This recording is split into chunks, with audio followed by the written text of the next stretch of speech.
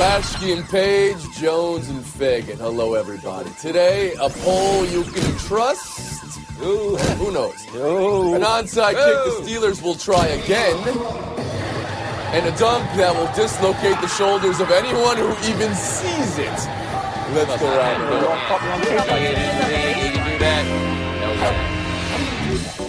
room. Why is he wearing a ski cap? Hey now. Our friendship goes back many years. And I think anybody that's spent more than 5 minutes with me knows I'm not a political person. We got a huge game this week against a great football team, great organization. And that's where it all is going forward on Seattle. Given the nature of this presidential race, Seattle. Did you find it helpful to talk to your players about this? If any of your players talked to you about this, are there any concerns about any locker room rancor as a result of this? So that was Bill Belichick. Unprompted at the start, as you saw, and then the question and answer exchange there. It's a public explanation, Bill Plaschke. Did he even need to do it? Yes, he did. And first off, he said it wasn't based on politics. The letter was completely political. He used the word tremendous campaign in the letter. He cheered for Trump to win. So, yes, he had sent this political letter cheering for Trump to win. And now he has to explain it because he has a locker room full of players and their families and their friends who may not agree with his political views. He needs to get it out there and try to say it's about friendship to avoid any problems in the locker room, to avoid a divided locker room. It's a very tense times around everywhere in the country today. And I think he's trying to diffuse that in his own house. And whether it'll work or not, I don't know. But he had to come out and say it. And he basically was talking not to the media, he was talking to the players, and he felt it important. So you think he was talking to his team here? Why wouldn't he just have a meeting in the locker room if he was talking? Well, because he wanted their friends to hear it, who influenced them. He wanted their families to hear it, and this is the best way for him to do it. Woody Page?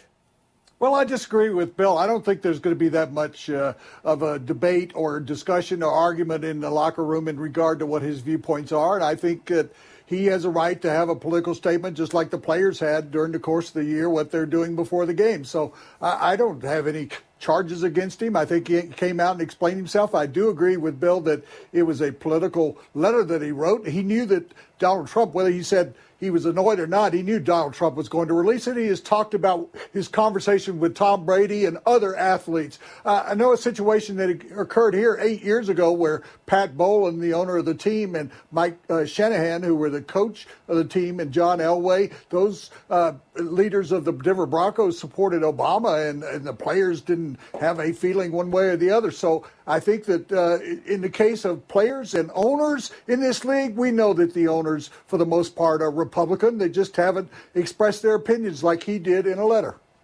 Bomani Jones?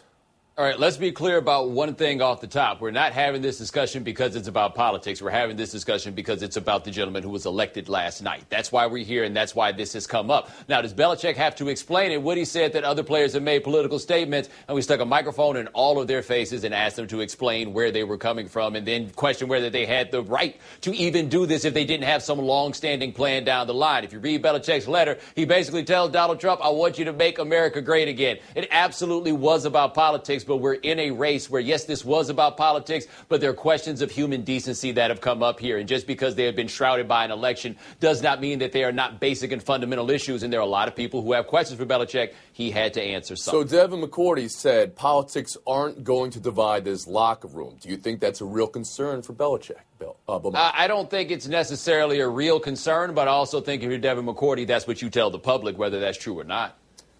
Kate Fagan?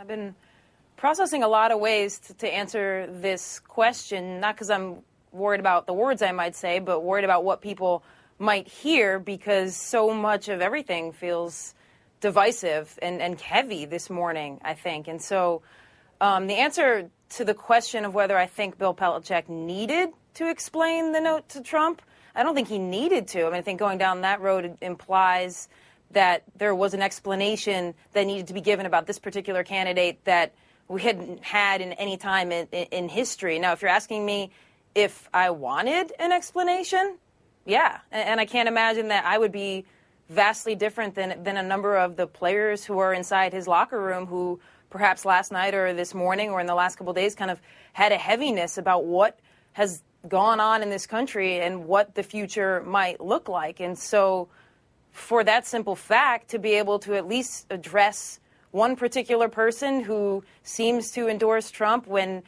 at least last night, there was a lot of people across this country who we didn't know were going to endorse Trump and vote for Trump who did. And now, at least with Belichick, if you're asking me, am I curious as to why? Well, absolutely. There's a lot I'm curious about today. Flashkey, more you want to address? Yeah, I just want to say that no matter what we think, Belichick obviously thought he had to address it because he wouldn't answer it. He wouldn't answer questions if he didn't want to. So he obviously thought it was important that somebody hear this. We've been warned. We'll move on. College playoff ranking. Here we go. Part 2. Alabama, Clemson, Michigan, Washington. That's the 4. Then Ohio State, and then Louisville. No surprises, Bomani. What does this week's standings do for you? And do they have the right 4 up top?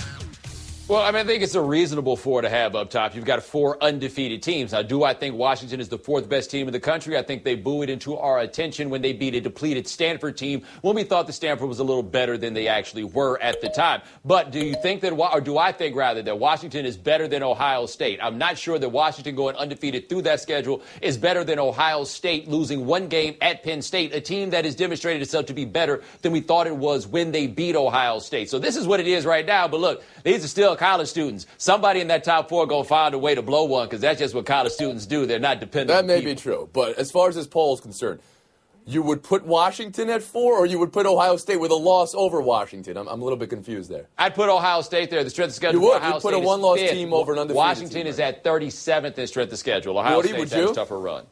Well, I'm flipping my opinion from last week just as the committee flipped its criteria from last week. It said last week that Washington, which has the 67th strongest schedule, or weakest schedule, if you will, in the country, didn't belong in number 4 last week because Texas A&M had lost to number 1 Alabama. Well, I would put Ohio State and Louisville, based on their criteria, in front of Washington this week because Louisville lost to number 2 Clemson. That's the only loss it's had. And Ohio State lost to Penn State, which has moved up into number 10 in the college playoff ranking. So that's I 2 don't think panelists I have now that are they would put teams with losses over an undefeated team. Kate, bring you in here. What do you think?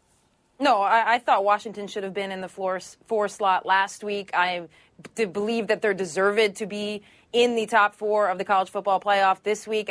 But I don't, in general, think that the College Football Playoff Committee is particularly concerned with having the best 4 teams on November 9th in their top 4. I think their number 1 criterion right now is storylines and intrigue. I don't think they care that they're switching from Okay, and we addressed that last week as well. Okay. Yeah, I mean, to me, this is kind of like an episode of The Bachelor where you've got some quirky folks in on certain weeks, and it's part of editing and it's part of production to make storylines, but at the end of the day, yes, the College Football Playoff Committee is going to have the top 4 teams, but I don't think they're concerned with that right now.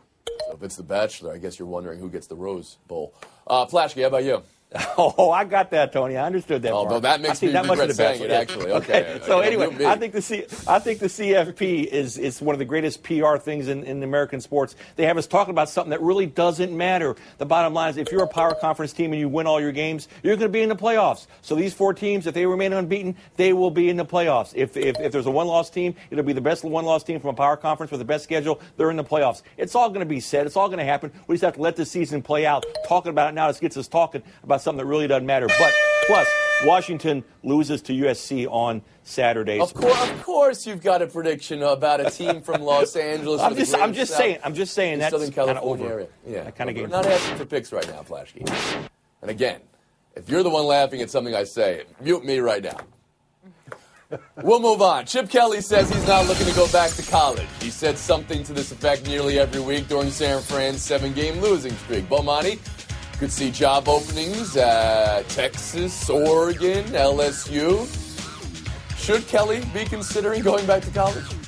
I mean, he should consider going back to college if he wants to be a college coach. But I think him leaving Oregon was a demonstration that he wanted something else. We can't forget, 10 years ago, Chip Kelly was the offensive coordinator at the University of New Hampshire. He rose quickly at Oregon, but he also demonstrated he's not really cut out for the game of big-time college football. This dude was handwriting notes to Willie Lyles himself. Let us not forget, he doesn't like dealing with boosters. He really only had one to worry about at Oregon. These other jobs, you've got a bunch of them. He wants to coach in the pros. He's just not really good at it. So he's in in the tricky situation where he's not really built for either of these worlds that he could go into. But if he doesn't like them both, I'd stay in the pros. It's got less hassle. So you don't think Oregon would consider bringing him back, would want to bring him back? Oh, I think they'd want to bring him back. I don't think he wants to go there. Bill Belichick, how about you? 56 NFL games, 48% win percentage. 53 college games, 87% win percentage. It makes no sense. He's got to go back to college. He needs college. He's better in college. And I do think Oregon, I watched Oregon last week when they lost to USC out here, and they are a mess. And I can't imagine Phil Knight wanting to dump more money into this until he gets his guy back. Chip Kelly would be a returning hero there. He would be back to where he dominated. He'd get the kind of players that can play the system he wants. He's a college coach. The numbers prove it. He needs to go back to college. Woody, is it as simple as that for you?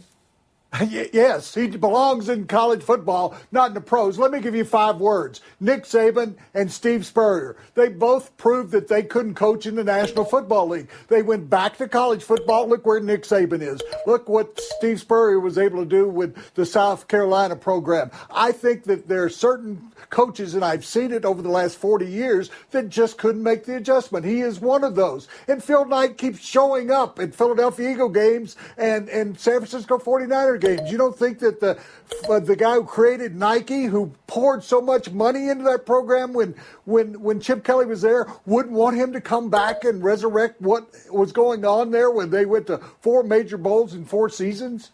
Kate Fagan, you think it makes sense for Chip to go back to college?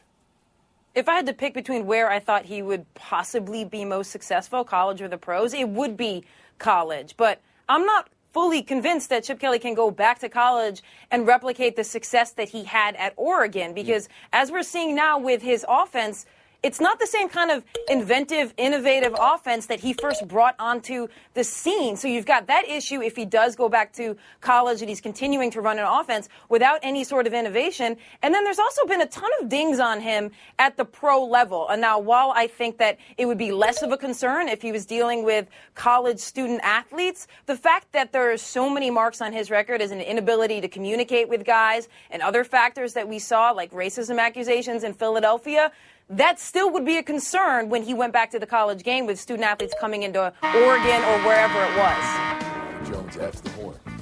Woody, you got to remember, though, guys like Saban and Spurrier, they are of the world of big-time college football. Chip Kelly just isn't of that world, and as well as they did at Oregon, he demonstrated the culture of FBS football is not quite built for the way he wants to do things. To Kate's point, do the other 3 on this panel think everyone's kind of caught up to Chip Kelly? The innovation is not as innovative as it was.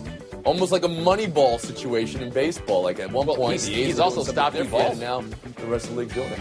So he goes back to college and gets athletes who can do it better. We've been on. We're taking a break right here. Buy or sell next.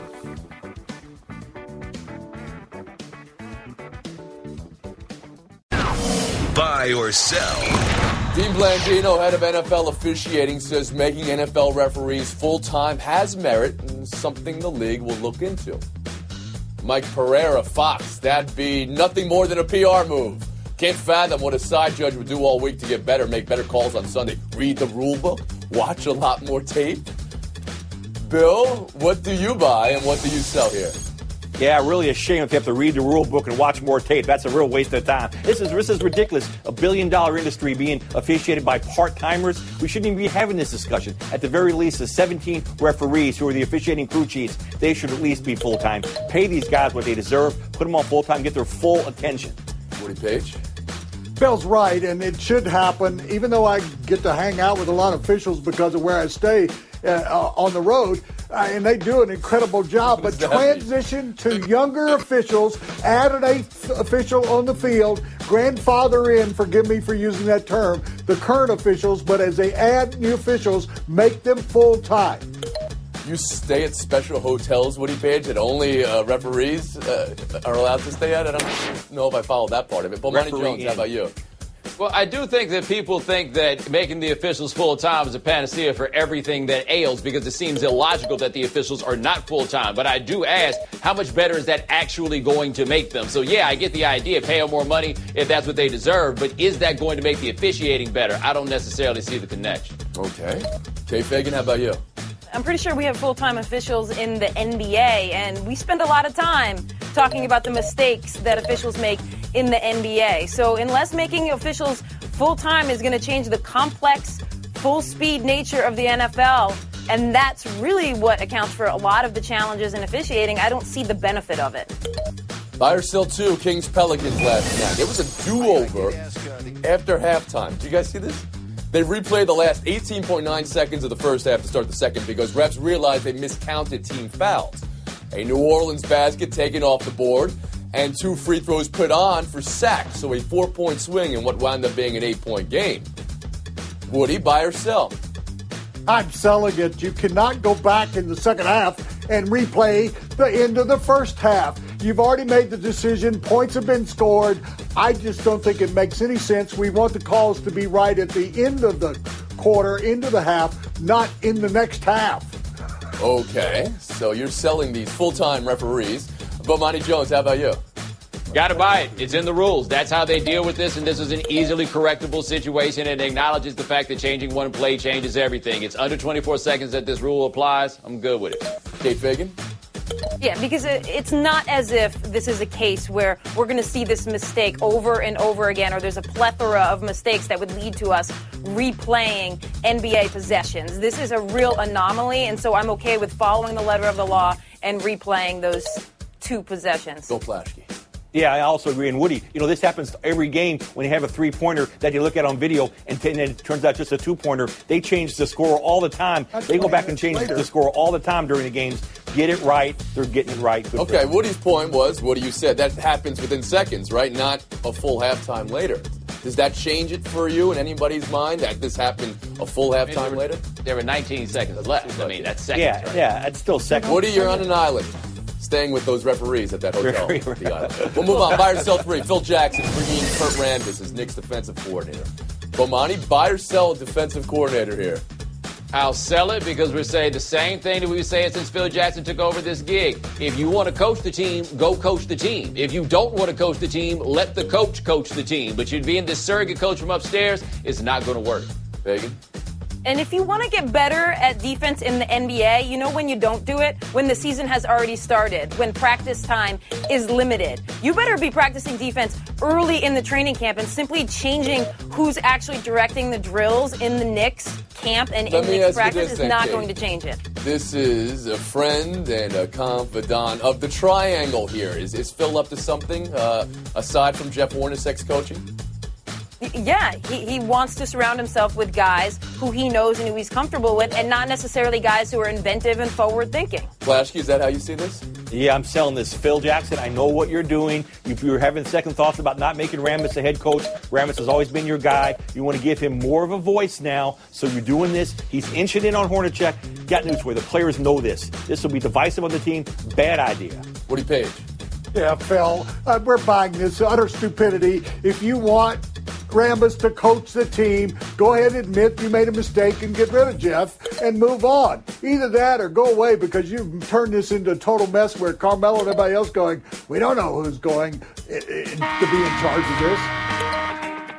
We know who's going to be in showdown, and it's not Woody Page and Bomani Jones. I'm going to go sit in the courtyard. Classic, Vegas, showdown. Next.